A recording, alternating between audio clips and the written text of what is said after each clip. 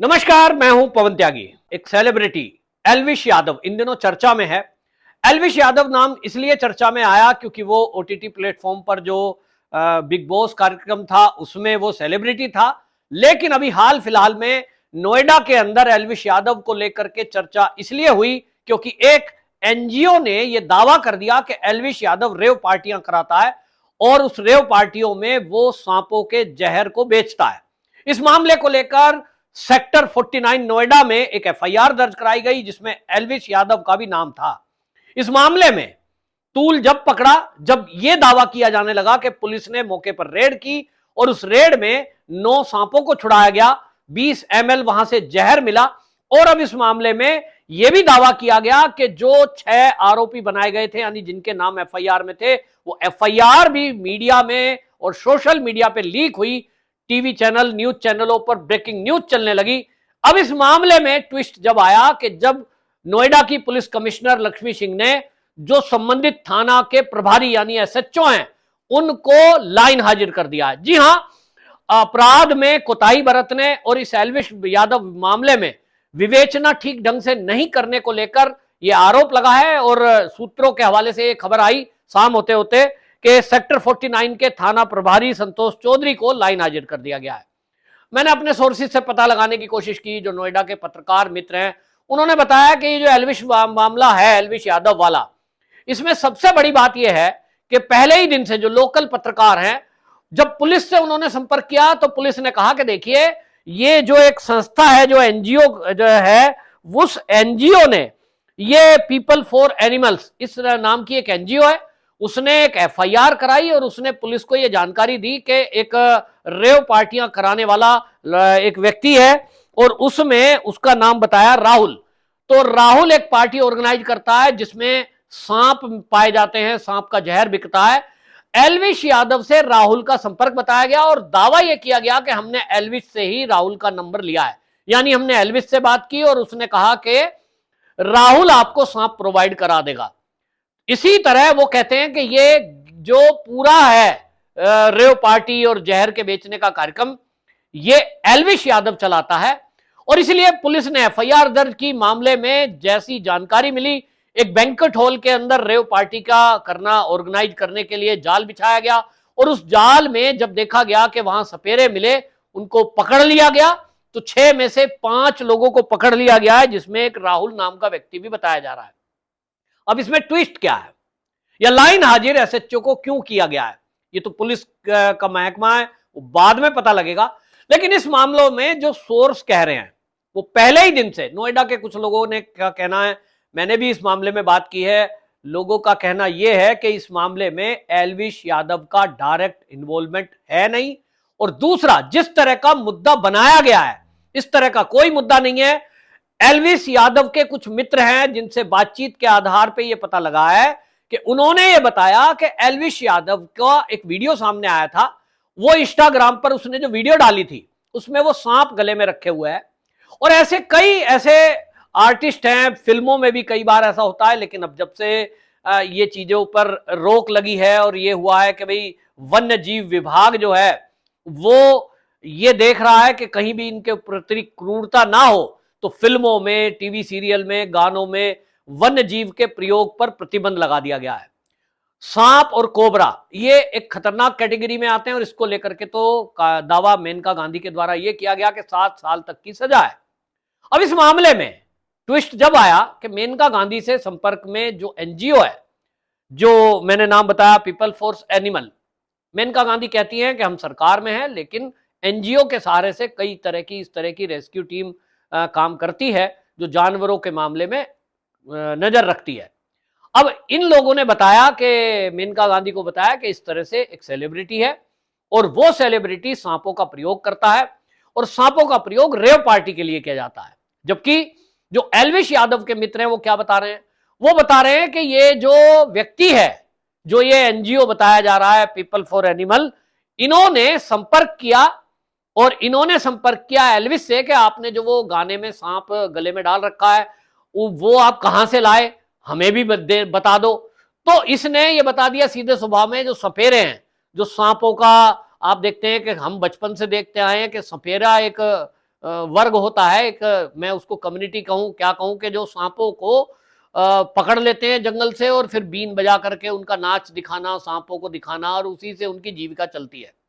अब उसमें वो व्यक्ति क्या कर रहे हैं उसकी अलग बात है, लेकिन कई बार शूटिंग में जब जरूरत पड़ती है सांप की, तो उन सपेरों को फोन किया जाता है, उनको बुलाया जाता है। ये सब जो सपेरों से फोन करके जो सांपों को बुलाने का काम करता है सेलिब्रिटियों के प्रोग्राम में, सीरियल में, फिल्मों में, ये एल्विश को जो प्रोवाइड कराने वाला था उसका नाम है राहुल। राहुल से बात करके एल्विश का कहना यह है उसके मित्रों का कि एक बार फोन करके उससे सांप मंगाए। अब उसके संपर्क में सपेरे हैं, अब उसको यह नहीं पता कि वो सपेरे आगे क्या करते हैं। राहुल उन सांपों का जो उसके संपर्क में सपेरे हैं उनसे लेकर क्या करता है, वो रेव पार्टी में बेचता है, क्या करता है। एल्विश का कहना यह है कि इससे मेरा कोई लेना देना नहीं है, मैंने केवल एक बार गाने में शूट करने के लिए उस सांप का प्रयोग किया जो राहुल नाम के व्यक्ति ने प्रोवाइड कराया। ये जो एनजीओ चलाने का दावा कर रहे हैं लोग, इन्होंने भी मुझसे कहा कि हमें भी सांप के साथ गाना एक शूट करना है, वीडियो बनाना है। मैंने सीधे स्वभाव में राहुल का नंबर दे दिया। अब ये राहुल का नंबर लेकर आगे उससे जहर की बात कर रहे हैं, क्या कर रहे हैं इसके बारे में मुझे कुछ नहीं पता। मेरा कोई इन्वॉल्वमेंट ना तो रेव पार्टी से है, ना मैं कभी रेव पार्टी में ऑर्गेनाइजर रहा हूं, ना मैं किसी रेव पार्टी में आया हूं, मेरा कोई लिंक नहीं है। और उसने यह भी दावा किया कि यदि मेरा जरा भी इसमें लिंक पाया गया तो मैं खुद पुलिस के सामने जांच में सहयोग करूंगा, मैं आऊंगा। अभी फिलहाल उसकी कोई शूटिंग है, उस शूटिंग में वो बिजी है, बिजी शेड्यूल है। उसके बावजूद जो अभी आपने देखा कि खबर आई होगी कि कोटा पुलिस ने उसको गिरफ्तार कर लिया, उस मामले में भी खुलासा हुआ है।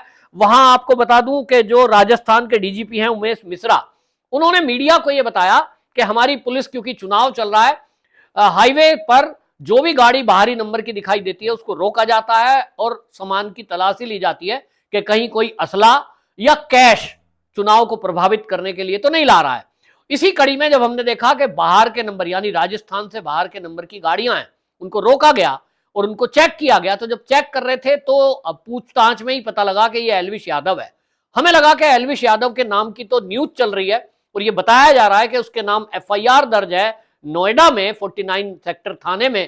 तो हमने संपर्क किया और 49 थाने के एसएचओ से हमसे बात हुई, तो उन्होंने कहा एफआईआर में नाम है लेकिन अभी गिरफ्तारी की आवश्यकता नहीं है, विवेचना अभी चल रही है, और इसलिए हमने उसको जाने दिया। इसका मतलब यह है कि पुलिस ये मान रही है कि गिरफ्तारी की आवश्यकता नहीं है। और आपको एक बात बताऊं, चाहे सेलिब्रिटी हो या कोई आम आदमी, खाली किसी ने एफआईआर दर्ज करा दी और वो मौके पर मिला नहीं है, एक रेव पार्टी होने जा रही है जो रेव पार्टी हुई नहीं थी, वो एनजीओ चलाने वाले लोगों के द्वारा एक फर्जी, एक जाल बिछाना, एक ट्रैप करने के लिए इस तरह का कहा गया कि एक बैंकेट हॉल है, उसके अंदर रेव पार्टी होनी है और हमें यहां सांप चाहिए, इस तरह की बातें बनाई गई। तो जब एल्विश यादव वहां मिला नहीं, सांप का जहर या सांप प्रोवाइड कराने में एल्विश यादव डायरेक्ट है नहीं, उसने केवल एक रेफरेंस दिया, तब कोई कैसे कह सकता है एल्विश यादव जहर बेचता है?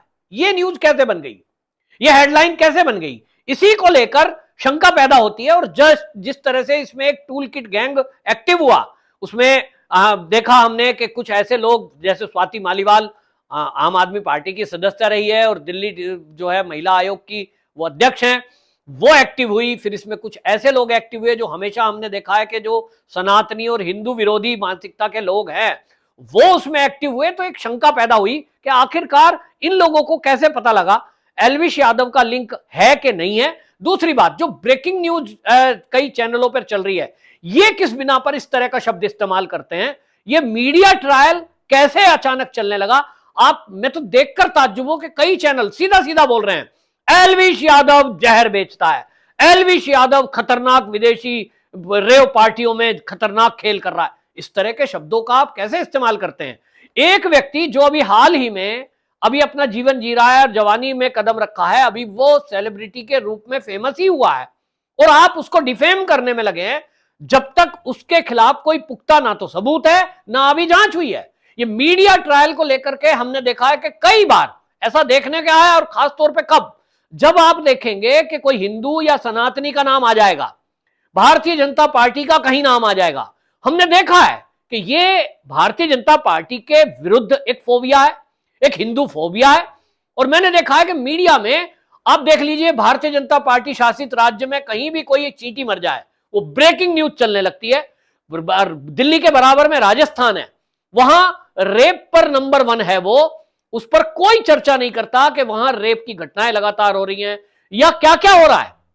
लेकिन अगर एक जरा सी घटना कहीं उत्तर प्रदेश में हो जाए, हरियाणा में हो जाए, चाहे मध्य प्रदेश में हो जाए, ये किस तरह का उसको हाईलाइट किया जाता है। इसी तरह से मुझे लगता है, ये मेरा निजी विचार है, जो मुझे एल्विश यादव के जो फॉलोवर हैं, जो मित्र हैं, उन मंडलियों से जो फोन कॉल आए, किसी ने बातचीत की, उनका कहना यह है कि ये इसी तरह, क्योंकि एल्विश यादव ने जय श्री राम का नारा अपने प्रोग्राम में लगवाया था, त्रिपुंड माथे पर लगाता है, इस तरह की जो उसने बात की, इसके कारण से जो बॉलीवुड का एक गैंग है, ऐसा गैंग जो हमेशा सनातन का अपमान, सनातन को बदनाम करने का काम लगातार पिछले कई सालों से कर रहा है, जिसने सुशांत सिंह राजपूत, आपको याद होगा, वो सुशांत सिंह राजपूत, उसको किस तरह से प्रेशराइज किया गया कि वो अभी तक ये पता नहीं लग रहा है कि वो हत्या है या आत्महत्या है। और ये तो साफ सबने देखा कि किस तरह से सुशांत सिंह राजपूत का अपमान किया गया। क्यों? क्योंकि वो शिव भक्त था, वो शंकर भगवान के भजन गाता था, वो शंकर भगवान की पूजा करते हुए सार्वजनिक रूप से देखा जाता था। जो ऐसा करते हैं बॉलीवुड के अंदर, उनको सहन नहीं किया जाता। फिलहाल का उदाहरण आप कंगना रनौत का देख लीजिए। तेजस मूवी आई हुई है, लेकिन उसकी कहीं कोई चर्चा नहीं कर रहा है। दूसरी तरफ अगर आप शाहरुख खान की कोई मूवी आएगी, सलमान की कोई मूवी आएगी, तो आप देखेंगे पूरा बॉलीवुड उमड़ पड़ता है। एल्विश यादव, मुझे लगता है कि कहीं ना कहीं इसी एक हिंदू फोबिया की वजह से ये शिकार किया जा रहा है, उसको ट्रायल किया जा रहा है, मीडिया ट्रायल चल रहा है। इस मामले में पुलिस ने जो कार्रवाई की है, जो लक्ष्मी सिंह जो कमिश्नर है नोएडा की, उन्होंने अभी हालांकि इस पर कोई बयान नहीं दिया है, केवल ये कहा कि लॉ एंड ऑर्डर की सिचुएशन जिस थाने में आप सोचिए कि वहां इतना अपराध बढ़ रहा है, उस मामले को देखते हुए ये किया गया है। इस मामले में एल्विश यादव में जो कोताही बरती गई, क्योंकि आप देखिए, एक कोई सेलिब्रिटी ना भी सही, किसी के जीवन से आप और किसी के मान अपमान से कैसे खिलवाड़ कर सकते हैं? जब तक कि पूरी विवेचना ना हो जाए, आप उसको मीडिया में कैसे कह सकते हैं कि ये दोषी था कि नहीं था? मीडिया में बाइट कैसे दे सकते हैं? उसके लिए भी किसी पुलिसकर्मी को इस तरह से अधिकृत नहीं किया गया, उसके लिए अधिकारी बात करेंगे। कहना यह भी है कि जब कोटा पुलिस ने एल्विश को पकड़ा, तो उस मामले में आपने अपने आप डिसीजन ले लिया कि इसको जाने दो या नहीं जाने दो। अपने उच्च अधिकारियों से इस पर बात करनी चाहिए थी, जो कि नहीं की गई। तो कई मामलों में देखा गया कि ये जो सेक्टर 49 नोएडा के थाना प्रभारी हैं संतोष चौधरी, इनकी भूमिका संदिग्ध दिखाई दे रही है, और इसीलिए अब इनको लाइन हाजिर कर दिया गया है, ताकि दूसरा एसएचओ आएगा, मामले की ठीक से जांच हो। और इस मामले में अब पुलिस ने, उत्तर प्रदेश पुलिस ने इसको गंभीरता से लिया है। इसको वरिष्ठ पुलिस के अधिकारी डायरेक्ट इस सारे मामले को देख रहे हैं, क्योंकि मामला उगाही का बताया जा रहा है। यह भी बताया जा रहा है कि कुछ लोग एनजीओ के नाम पर लोगों को इसी तरह से फंसाकर उनसे पैसे ऐंठने का काम करते हैं। अब यह आरोप कुछ लोगों के द्वारा, नोएडा के लोगों के द्वारा लगाया जा रहा है। तो अब देखना होगा कि इसमें जो एनजीओ के नाम पर क्या सच में लोगों से पैसे उगाही और ब्लैकमेलिंग का कोई काम है, या कहीं इस एल्विश यादव का लिंक उन सपेरों या सांप का जहर बेचने वालों से है। इस मामले में पुलिस अभी पूरी जांच के बाद ही कोई बयान देगी। अगले कुछ घंटों में यह खुलासा नोएडा पुलिस की तरफ से हो सकता है। लेकिन जब तक आप सब ये देखिए, आपसे मेरा आग्रह है कि ये किसी भी इस तरह का अफवाहों पर ध्यान ना दें। एल्विश यादव का अपना आप समझ लीजिए कि उसको इस तरह से कोई भी आरोपी नहीं बनाए, जैसा कि एल्विश का भी आग्रह है और सभी लोग कह रहे हैं, उनके फॉलोवर, कि भाई किसी को भी इस तरह से ना कहा जाए। इस मामले में मनोहर लाल खट्टर जी से जब पूछा गया पत्रकारों ने कि भाई आपके साथ एल्विश देखा गया, आज उसके ऊपर जहर बेचने का आरोप लग रहा है, तो इस पर मनोहर लाल खट्टर जी ने भी कहा यदि वो दोषी है तो उसके खिलाफ कार्रवाई होनी चाहिए निश्चित रूप से।